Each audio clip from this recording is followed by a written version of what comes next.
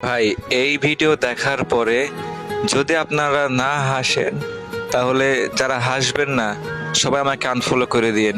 আর যদি একটু হাসি পাই গাইস সবাই ফলো করে দিবেন, ঠিক আছে? আর এটা হচ্ছে আমাদের জয় ভাইয়ার ভিডিও। সো আমাদের জয় ভাইয়ার ভিডিও তো সবার অনেক ভালো লাগে। জয় ভাই অলওয়েজ তোর ফানি ভিডিও বানাই থাকে। সো যদি তোমাদের কাছে ভিডিওটা একটু ভালো লাগে থাকে সবাই আমার পেজটা বর্তমানে একটু ডাউন হয়ে আছে, সবাই একটু পেজটা ফলো করে দেবা অ্যান্ড ভিডিওটা শেয়ার করে দেবা। নিউ মার্কেটের সামনে হঠাৎ একটা পিচ্চি মেয়ে বলে উঠলো, বাবা বাবা দেখো ছেলেটা আমাকে চোখ মারছে। ওর বাবা বলল, কোন ছেলে মা, কোথায় সেই হারামজাদা? মেয়েটা ওর হাতের আঙ্গুল আমার দিকে করার সাথে সাথে আমার কলিজা শুকিয়ে গেল। দেখি পাশে দাঁড়িয়ে থাকা ওর বাবা আমার দিকে কটমট দৃষ্টিতে তাকিয়ে আছে। বেডি দেখলে মনে হয় ছোটখাটো একটা দানব। প্রেমিকার সাথে দেখা করব বলে মার্কেটে দাঁড়িয়ে আছি।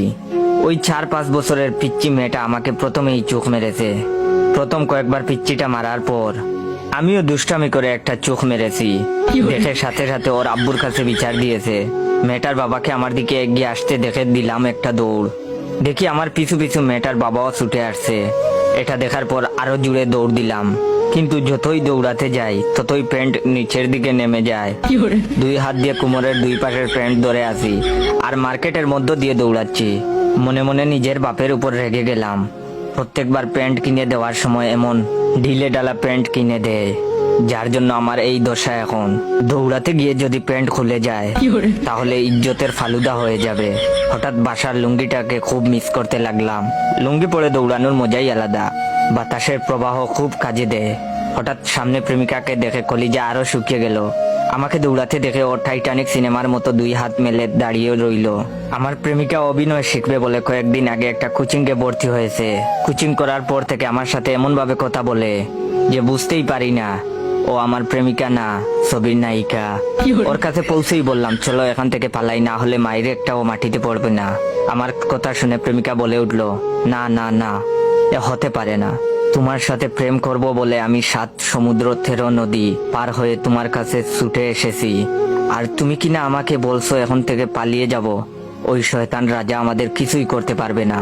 আমাদের ভালোবাসার কাছে ওর অশুভ শক্তি পরাজিত হবেই। আমি তোমার সাথে এই বিশাল রাজ্যে সারা জীবন কাটিয়ে দিতে চাই, প্রিয় জায়েদ খান, টুকু জয় খান। প্রেমিকার অভিনয় দেখে আমার বুঝতে আর বাকি রইল না। পৃথিবী উল্টে গেলেও মাইরের আজমিস নাই। এর মধ্যে দেখি মেয়েটার বাবা প্রায় কাছে চলে এসেছে। প্রেমিকাকে বললাম, তুমি আমার সাথে যাবে কিনা? প্রেমিকা দেখি আবার অভিনয় করে বলে উঠলো, এ জীবন যদি চলে যায় যাক, তবুও আমি এই রাজ্য ছেড়ে কোথাও যাব না। আমি বললাম, থাকো তুমি তোমার রাজ্য নিয়ে, আমি পালালাম, নিজে বাঁচলে বাপের নাম। যেই দৌড় দিতে যাব ঠিক তখনই প্রেমিকা আমার শার্ট টেনে ধরে বলল, যেতে চাইলে যেতে দিব না, না না না, যেতে দিব না। তোমায় হৃদমাজারে রাখিব, ছেড়ে দিব না। প্রেমিকাকে বললাম, আল্লাহর দুহাই লাগে আমাকে ছেড়ে দেও। প্রেমিকা আরো শক্ত করে ধরে বলল, না না না, তোমাকে এই সুন্দর রাজপ্রাসাদ ছেড়ে যেতে দিব না। এর মধ্যে পিচ্চি মেয়েটার বাবা এসে আমাকে ধরে ফেললো।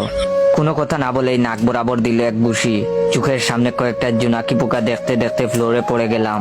না, জ্ঞান হারাইনি তখনও, কিন্তু প্রেমিকা যখন লোকটাকে বলল, শয়তান ছেড়ে দে আমার জয়কে, তুই আমার দেহ পাবি কিন্তু মন পাবি না। বিশ্বাস করেন ভাই, এই কথা শোনার পর আমি জ্ঞান হারালাম।